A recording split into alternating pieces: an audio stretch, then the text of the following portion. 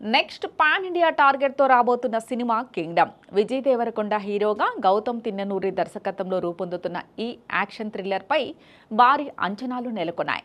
ఇప్పటి వరకు విడుదలైన పోస్టర్లు, గ్లింప్స్ సినిమాపై ఆసక్తిని పెంచాయి. కాగా ఇప్పుడు సినిమాకు సంబంధించి మరో క్రేజీ అప్డేట్ వచ్చింది. విజయ్ దేవరకొండ తన ఇన్స్టాగ్రామ్ స్టోరీలో ఓ స్టన్నింగ్ ఫోటోను షేర్ చేశాడు.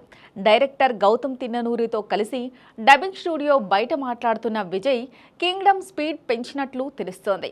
ఫస్ట్ హాఫ్ డన్ అంటూ క్లారిటీ ఇచ్చారు. అంటే తొలి భాగానికి డబ్బింగ్ పూర్తయిందన్నమాట.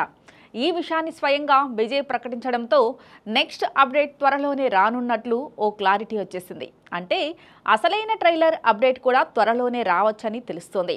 ఇది చూస్తే కింగ్డమ్ సినిమా నిర్మాణాంతర దశ వేగంగా సాగుతోంది అని స్పష్టమవుతోంది. ప్రస్తుతం ఎడిటింగ్, బ్యాక్గ్రౌండ్ స్కోర్ పనులు కూడా పక్కా ప్రణాళిక ప్రకారం జరుగుతున్నాయని సమాచారం.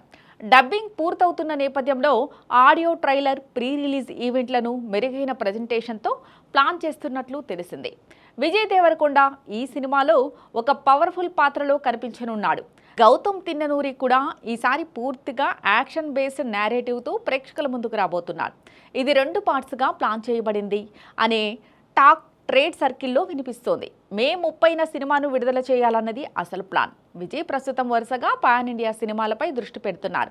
ఇటీవల వచ్చిన గ్యాప్ను కింగ్డమ్తో ఖచ్చితంగా ఫుల్ చేయాలని చూస్తున్నారు.